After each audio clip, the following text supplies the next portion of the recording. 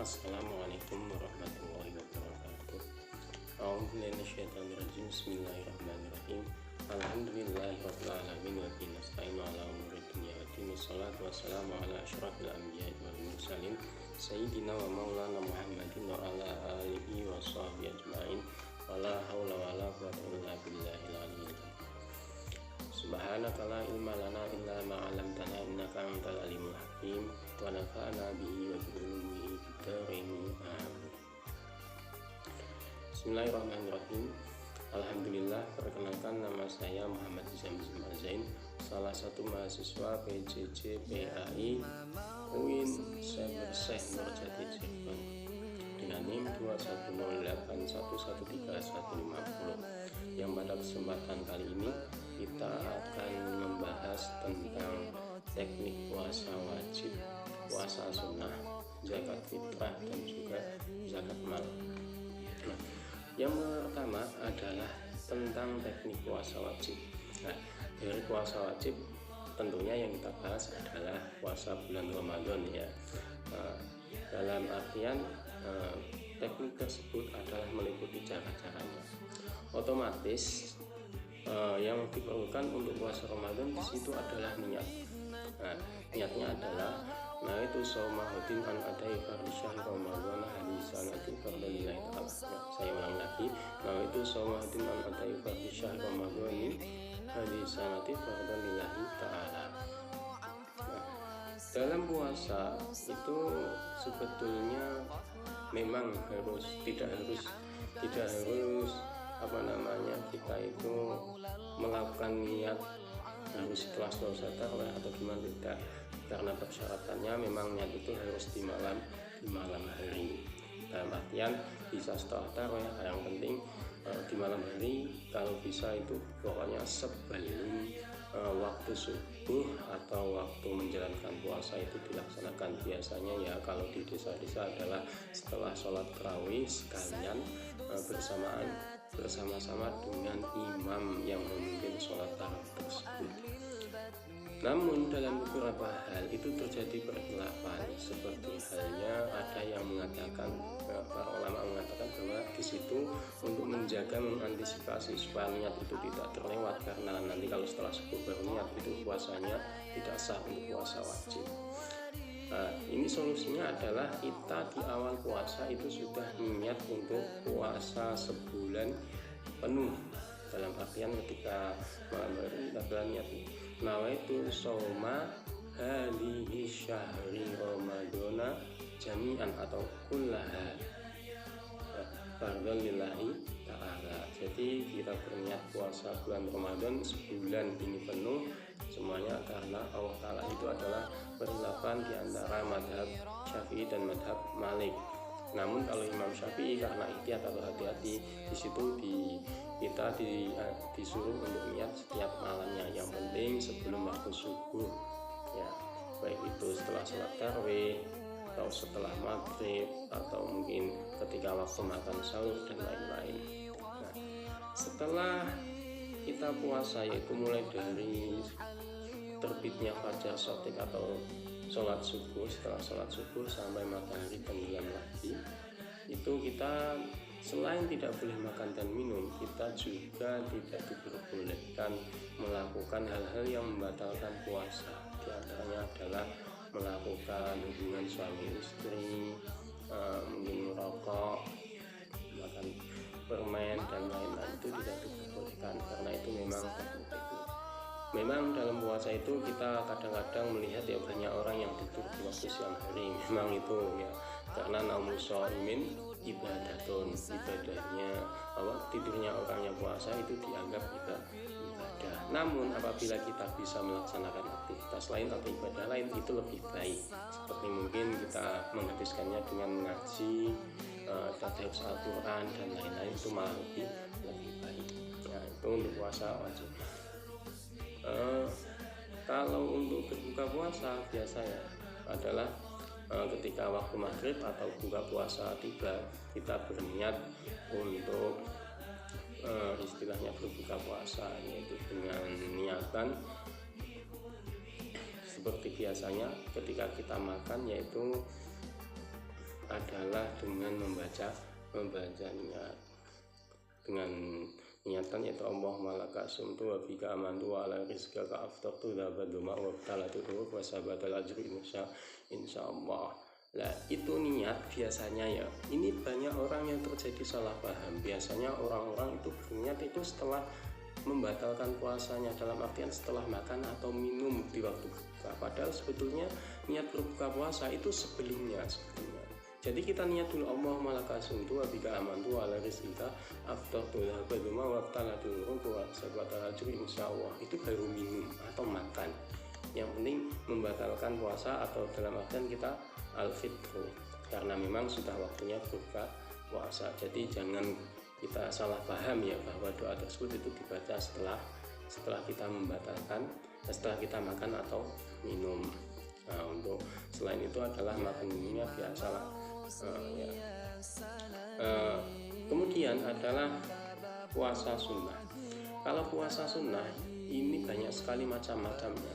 Ada puasa sunnah 6 hari atau bulan Syawal, yaitu 6 hari, kemudian puasa Yaum Arafah, Yaum Tarwiyah, Yaum Asyura, Nisfu Sa'ban dan lain-lain. Nah itu semua nanti tergantung niatnya. Seperti contoh ya, untuk puasa Tarwiyah, nah itu soma tariyatan lillahi ta'ala, sunatan lillahi ta'ala, atau puasa Arafah, nah itu soma Arafata sunatan lillahi ta'ala, atau mungkin puasa Senin Kamis, nah itu soma yaumil khamis, atau puasa sunnah itu soma yaumil isnain. Nah itu tergantung pada niatnya.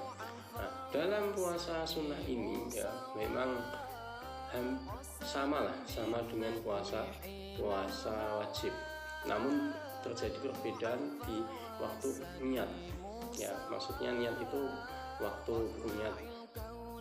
Jika tadi untuk puasa wajib adalah sebelum subuh, maka untuk puasa sunnah ini bisa dilakukan setelah sholat subuh.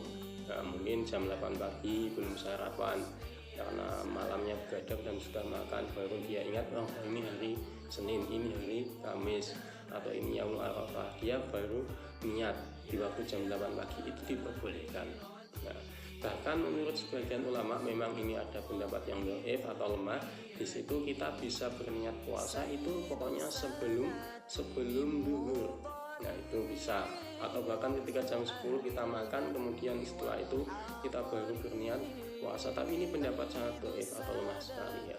Tapi kalau mau mengikuti ya silahkan, tidak apa-apa. Yang penting nanti jangan sampai kita tidak niat gitu saja, yang penting pada niatnya.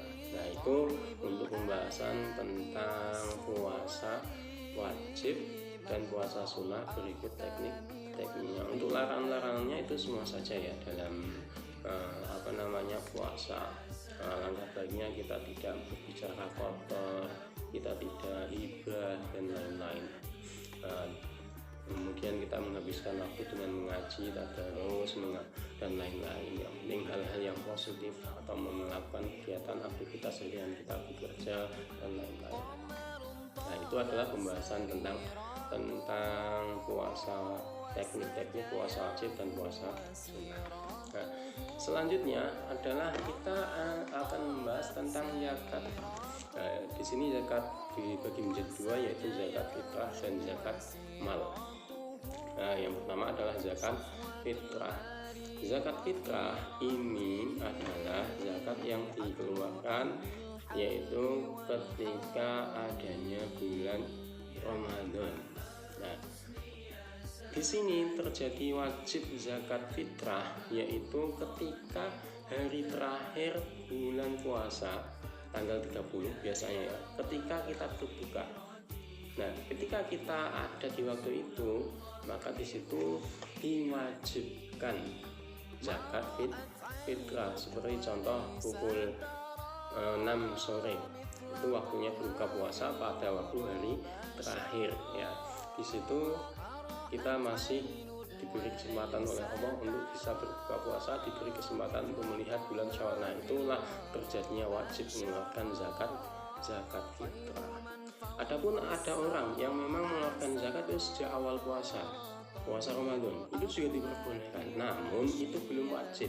sebab wajib adanya zakat fitrah itu adalah ketika puasa hari terakhir kita berbuka puasa di waktu maghrib itu ya, kita itu baru terkena hukum wajib mengeluarkan zakat fitrah.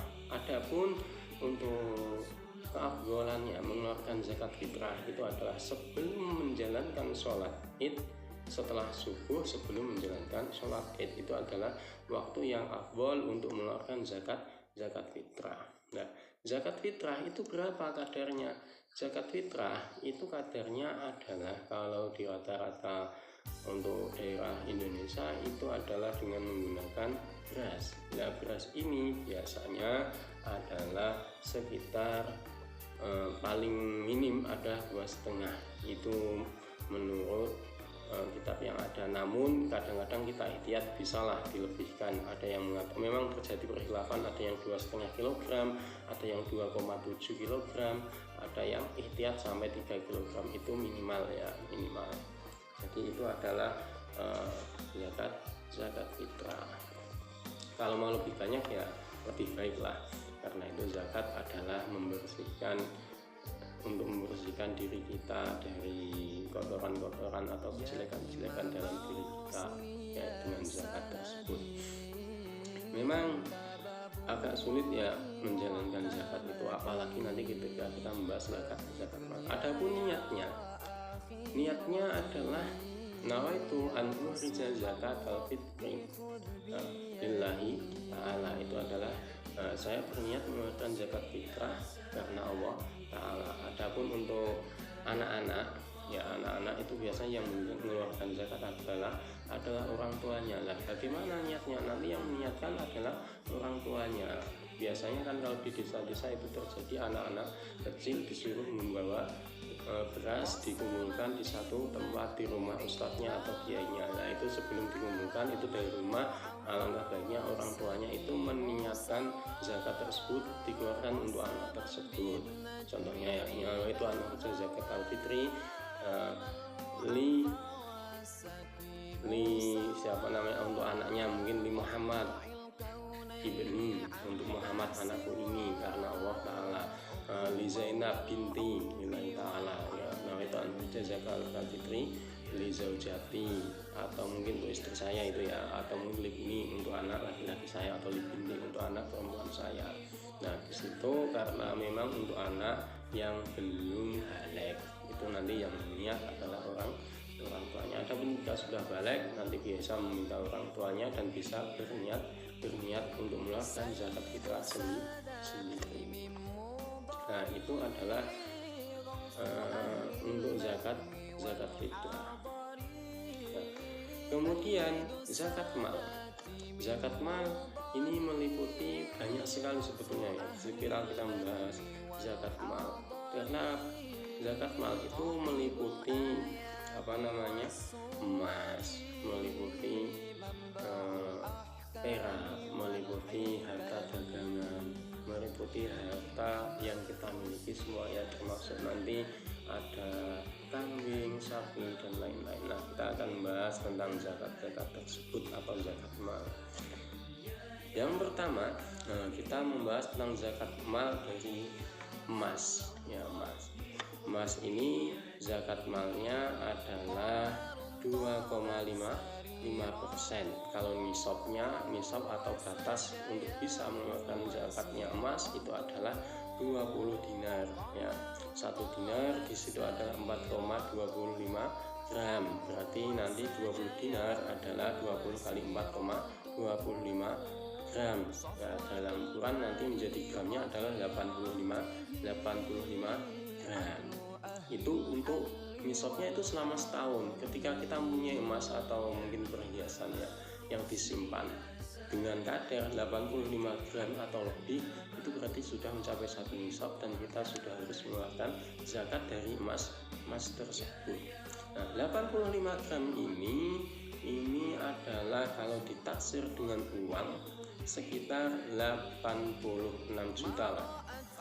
Karena kita mengikuti harga pasaran emas pada waktu pengeluaran zakat tersebut. Sementara untuk saat ini untuk harga emasnya adalah kalau ditaksir untuk 85 gramnya itu ditaksir adalah 86 juta ya. Untuk 1 gramnya lebih lah ya, lebih 1 juta lebih. Nah itu 1 gramnya, karena memang kita mengikuti pasaran emas pada waktu kita mengeluarkan. Nah itu untuk zakat emas.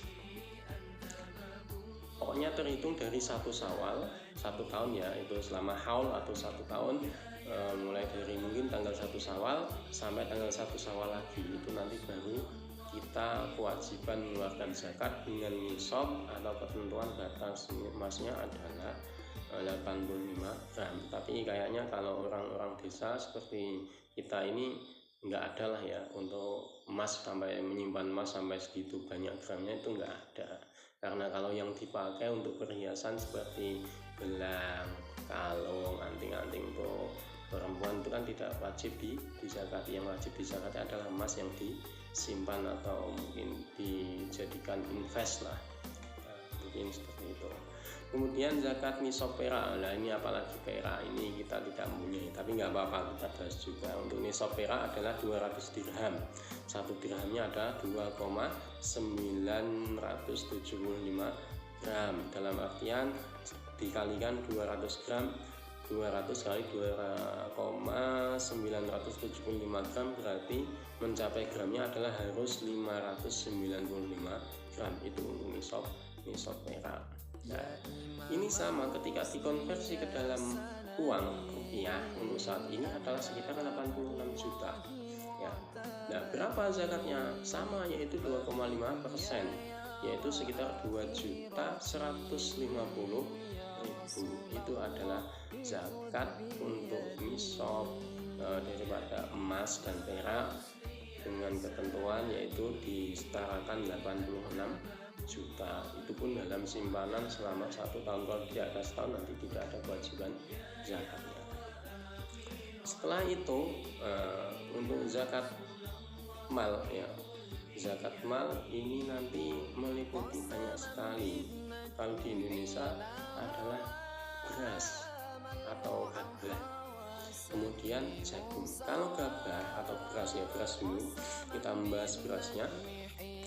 Untuk nisab beras itu adalah 653. Nah ini terjadi perkhilafan para ulama memang karena ikhtiar atau hati-hati ya. Itu ada yang mengatakan nisabnya untuk padi, jagung, gandum dan kurma itu adalah 750 kilogram. Itu ikhtiar itu sudah untuk jagung, gandum dan kurma, itu pun dalam keadaan kering.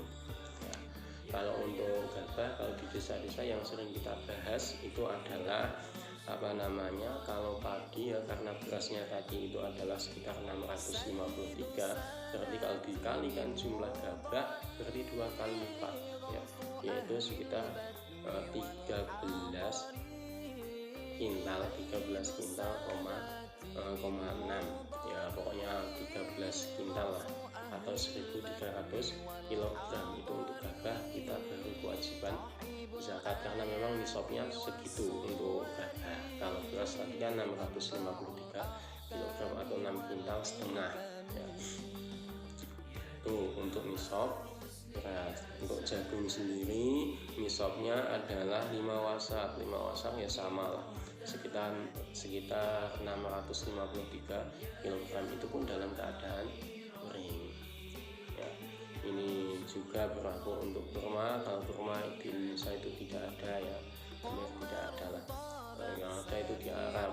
Kalau memang kita mengikuti membahasnya adalah jika dalam panen tersebut itu adalah 750 kilogram. Nah untuk jumlah ini kita juga jangan salah paham. Kadang-kadang kita panennya 2 kali untuk di desa-desa ya, kadang kan sawahnya hanya setengah atau mungkin 1/4 hektar. Di situ kan kalau sekali panen kan tidak ada untuk ukuran sampai mencapai padi basahnya itu adalah sekitar 1.300 kg ya, itu tidak ada biasanya adalah untuk panen kedua. Nah itu dijumlah, itu bukan kok sekali panen, bukan, tapi panen pertama dan kedua untuk daerah yang 2 kali panen itu dijumlah. Kalau memang nanti sudah melebihi 1.300 kg untuk padi yang dibawa pulang dalam keadaan basah, maka di situ kita sudah kewajiban zakat untuk padi. Nah, untuk zakat ini diberikan kepada siapa? Diberikan kepada fakir miskin. Kepada fakir miskin. Nanti juga ada ibu sabil, fukara dan lain-lain ya. Itu banyak sekali. Kalau di Indonesia rata-rata kita kembalikan kepada fakir miskin atau mungkin al-ghurim atau orang yang berhutang. Di situ bisa kita beri zakat. Nah, mudah-mudahan kita menjadi orang yang bisa berzakat, atau bukan malah penerima zakat kan ya, tapi kalau bisa kita menjadi orang yang berzakat atau memberikan zakat. Nah, ini biasanya kalau di desa rata-rata kebanyakan itu eman-eman ya, eman-eman atau segitu kok diberikan orang lain. Nah, itu jangan ya, karena apa? Nanti kalau kita berzakat, insya Allah akan ditambah oleh Allah Subhanahu wa Ta'ala dalam rezeki kita ya. Selanjutnya, karena zakat mal itu juga meliputi hewan ternak yang wajib dizakati, yaitu kambing ya. Kambing kalau di desa itu, kalau nisabnya untuk kambing itu adalah 40, itu baru zakatnya 1 ekor kambing. Itu pun untuk jarak setahun, dan kambingnya itu juga dalam keadaan istilahnya digembalakan ya, digembalakan, bukan dicarikan makan, bukan ya, itu dulu. Tapi kayaknya untuk di Indonesia rata-rata itu tidak ada orang yang memiliki kambing sampai 40 ekor untuk individu ya, kecuali pengusaha itu. Kalau pengusaha jika memang kambingnya itu sudah melebihi 40 ekor, silakan dizakati. Tapi untuk individu biasanya tidaklah, karena individu itu biasanya hanya memelihara kambing itu 1, 2 atau berapa, tidak sampai 40, karena memang kebutuhan makannya juga sangat banyak sekali. Kemudian untuk sapi itu dalam waktu 1 tahun ya. Kemudian untuk sapi itu jika sudah mencapai 40 sampai 59, itu baru 1 anak sapi zakatnya ya. Kemudian kalau 60 sampai 69 itu 3 anak sapi zakatnya. Ini bagi pengusaha atau mungkin peternak handal ini, jika memiliki hewan sapi sebanyak itu. Tapi hanya untuk di Indonesia itu agak kesulitan lah kalau di desa-desa. Entah kalau pengusaha mungkin insya Allah ada lah ya, 1-2 di Indonesia ada, tapi untuk kita rata-rata itu tidak ada yang melihara sama seperti itu.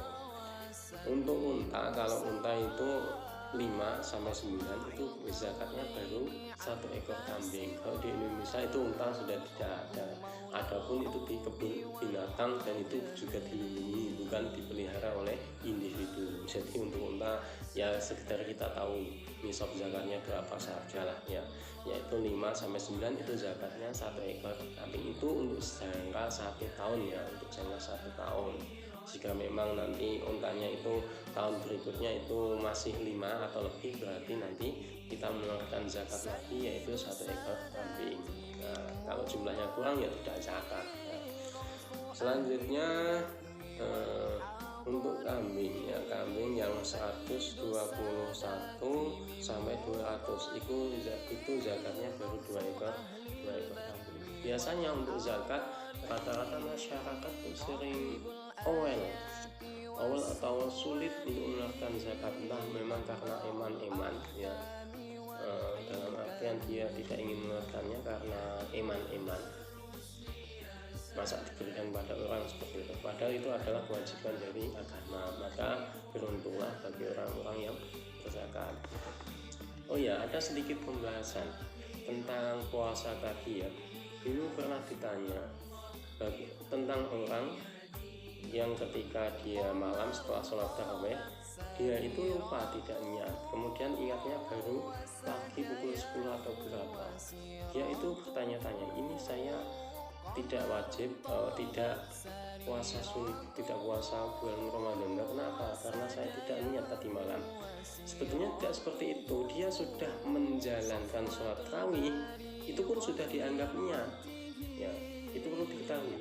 itu sudah dianggap niat menjalankan puasa bulan Ramadan. Sebab untuk tarawih sendiri itu tidak ada, tarawih di luar bulan Ramadan itu tidak ada. Makanya ketika ada orang kok malam sudah ikut sholat tarawih, ya itu berarti dia sudah mulai niat untuk menjalankan puasa bulan Ramadan di pagi harinya. Bukan kok dia itu nanti puasanya tidak sah untuk bulan Ramadan ini menjadi puasa sunnah atau cuma tidak, itu tetap menjadi puasa bulan Ramadan. Dan itu pernah kejadian ya, dan ditanyakan, dan memang jawabannya seperti itu ya, yaitu untuk orang yang sudah mengikuti jamaah sholat tarawih atau sholat tarawih di malam harinya, kemudian dia lupa tidak membaca niat, ya tidak membaca niat untuk puasa bulan Ramadan di paginya, itu sudah dianggap untuk niat. Sebab ketika dia menjalankan sholat tarawih itu sudah dianggap mulai berniat. Sebab sholat tarawih itu adanya hanya di bulan puasa Ramadan, di bulan Ramadan saja. Itu sedikit pembahasan tentang teknik-teknik puasa wajib, puasa sunnah, kemudian zakat fitrah dan zakat maaf. Demikian yang bisa saya sampaikan, semoga bermanfaat. Sekian dari saya. Assalamualaikum warahmatullahi wabarakatuh.